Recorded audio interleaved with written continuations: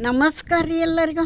ಇವತ್ತಿನ ದಿವಸ ನಾನು ಉತ್ತರ ಕರ್ನಾಟಕದಾಗ ನಮ್ಮ ಮನೆಯೊಳಗೆ ಮಾಡುವಂಥ ಒಂದು ಖಾರ ಚಟ್ನಿ ತೋರಿಸ್ತೇನೆ. ರುಚಿ ಆದಂಥದ್ದು, ಯಾವ ತರಕಾರಿ ಇಲ್ಲದಾಗ ಫಟ್ ಅಂತ ಮಾಡ್ಕೊಬೋದು ನೋಡಿರಿ. ಫ್ರೆಶ್ ಮೆಣಸಿನ್ಕಾಯಿ ತೊಗೋಬೇಕು, ತೊಳೆದು ಅವನ್ನ ಒಂದು ದಪ್ಪ ತಳ ಬಾಳ್ಗಿಯೊಳಗೆ ಹಾಕಿ ಎಣ್ಣೆ ಹಾಕಿ ಚೆಂದಾಗಿ ಫ್ರೈ ಮಾಡ್ಬೇಕು ರೀ. ಮ್ಯಾಲೆಲ್ಲ ಬ್ಲಾಕ್ ಸ್ಪಾಟ್ ಬರಬೇಕು, ಚಲೋ ಸ್ಮೂತಾಗಿ ಅದು ಬೇಯಬೇಕು. ಚಲೋ ಕೈಯಾಡಿಸ್ತಾನೀಗ ಮೀಡಿಯಮ್ ಉರಿ ಇಟ್ಕೊಂಡು ಕೈಯಾಡಿಸ್ತಾ ಅವ್ನು ಬೇಯಿಸಿ ಆನಂತರ ಒಂದು ಲಿಡ್ ಕ್ಲೋಸ್ ಮಾಡ್ತಾನೆ ಒಂದು 2 ನಿಮಿಷ. ಯಾಕಂದ್ರೆ ಅವು ಪಡ್ ಅಂತ ಹರಡ್ತಾವ್ರಿ.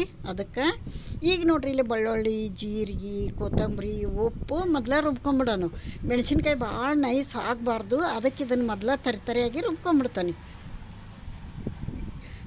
ಬಿಸಿ ಜೋಳದ ರೊಟ್ಟಿ ಜೋಡಿ ಚಟ್ನಿ ಹಚ್ಕೊಂಡು ಎಣ್ಣೆ ಹಾಕ್ಕೋರಿ, ತುಪ್ಪ ಹಾಕ್ಕೋರಿ ಅಥವಾ ಮೊಸರು ಹಾಕ್ಕೋರಿ, ಸೈಡಿಗೆ ಈರುಳ್ಳಿ ಇದ್ದುಬಿಟ್ರಿ ಏನು ಟೇಸ್ಟ್ ಅಂತೀರಿ.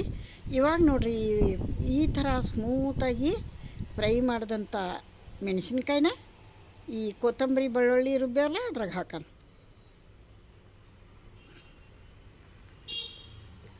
ತರಕಾರಿ ಇಲ್ದಾಗಿದು ಒಂದು ದಿನದ ಊಟದ್ದು ತರಕಾರಿ ಸ್ಥಾನ ತುಂಬ್ತದೆ ನೋಡ್ರಿ. ಅಷ್ಟೊಂದು ಒಳ್ಳೆ ಟೇಸ್ಟಿ ಅನ್ಬೋದು. ತಟಗೆ ಬೆಲ್ಲ ಹಾಕೇನಿ. ಮೀಡಿಯಮ್ ಖಾರ ಇದ್ದದ್ದು ಮೆಣಸಿನ್ಕಾಯಿ ತಗೋರಿ, ಭಾಳ ಖಾರ ಇರಬಾರ್ದು ನೋಡಿರಿ. ಹಿಂಗೆ ತರಿಯಾಗಿ ರುಬ್ಬಬೇಕು. ಈ ನೋಡಿರಿ ಇದನ್ನು ನೋಡಿದ ತಕ್ಷಣ ಬಾಯಾಗ ನೀರು ಬರ್ತಾವೆ. ಮತ್ತು ಬಿಸಿ ಜೋಳದ ರೊಟ್ಟಿ ಬೇಕನ್ನಿಸ್ತತಿ. ನಾವು ಇವತ್ತು ಬಿಸಿ ಜೋಳದ ರೊಟ್ಟಿನ ಮಾಡೇವಿ. ತರಕಾರಿ ಏನು ಇರಲಿಲ್ಲ. ಈ ಚಟ್ನಿ ಹಚ್ಕೊಂಡು ಮೊಸರು ಹಚ್ಕೊಂಡು ಜೊತೆಗೆ ಈರುಳ್ಳಿ ಕಡ್ಕೊಂಡು 4 ರೊಟ್ಟಿ ತಿನ್ಬೋದು ನೋಡಿರಿ. ಅಷ್ಟು ರುಚಿಯಾಗಿರ್ತೈತೆ ರೀ. ನೀವು ಮಾಡಿ ನೋಡಿರಿ, ರುಚಿನ ಸೂಪರಾಗಿರ್ತೈತಿ. ಯಾರೆಲ್ಲ ನನ್ನ ಚಾನಲ್ ನೋಡ್ತೀರಿ ಪ್ಲೀಸ್ ಸಬ್ಸ್ಕ್ರೈಬ್ ಆಗಿ ನೋಡಿರಿ. ಮತ್ತೊಂದು ಹೊಸ ರೆಸಿಪಿಯೊಂದಿಗೆ ಸಿಗ್ತೇನೆ. ಎಲ್ಲರಿಗೂ ನಮಸ್ಕಾರ ರೀ.